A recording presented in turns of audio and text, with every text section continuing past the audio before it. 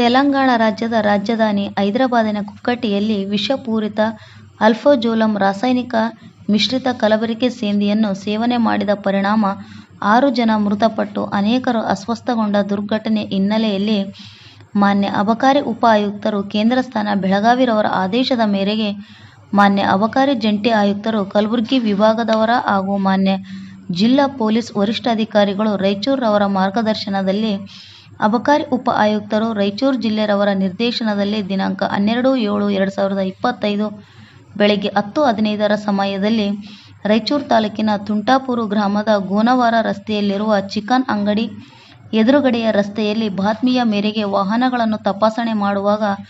Neo electrical bike ಶೋಧನೆ ಮಾಡಿದಾಗ ಪಂಪಣ್ಣ ಮತ್ತು ಜಗದೀಶ್ ಸಾಕಿನ್ ಅನ್ವಾರ ಗ್ರಾಮದವರು ಇವರು ಒಂದು ಬಿಳಿ ಬಣ್ಣದ ಪ್ಲಾಸ್ಟಿಕ್ ಚೀಲದಲ್ಲಿ 8 ಪೌಚುಗಳಲ್ಲಿ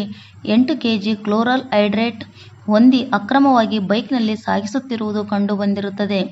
ಹಾಗೂ ಜಗದೀಶ್ ಎಂಬ ಆರೋಪಿ ಸ್ಥಳದಿಂದ ಓಡಿ ಹೋಗಿ ತಲೆಮರೆಸಿಕೊಂಡಿದ್ದು ದಸ್ತಗಿರಿ ಮಾಡಬೇಕಾಗಿದೆ. ಸದರಿ ಬೈಕು ಮತ್ತು 8 kg CH ಜಪ್ತಿ ಮಾಡಿಕೊಂಡು ಸದರಿ ಪಂಪಣ್ಣ ಮತ್ತು ಜಗದೀಶ್ ಎಂಬುವವರ ವಿರುದ್ಧ ಮತ್ತು ಬೈಕ್ ಮಾಲೀಕನ ವಿರುದ್ಧ ರಾಯಚೂರು ವಲಯ ಕಚೇರಿಯಲ್ಲಿ ಈ ಕುರಿತು ಅಬಕಾರಿ ಉಪನಿರೀಕ್ಷಕರು ನಂಬರ್ 2ರವರ ಘೋರ ಪ್ರಕರಣ ಸಂಖ್ಯೆ 1/2025-26 ದಾಖಲಿಸಿಕೊಂಡು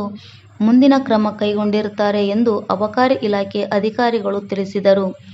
ಪ್ರಜಾನ್ಯೂಸ್ ಜೊತೆ ಇದಾಯತ್ ದೊಡ್ಮನೆ ಸಿರುವರ್. ಧನ್ಯವಾದಗಳು.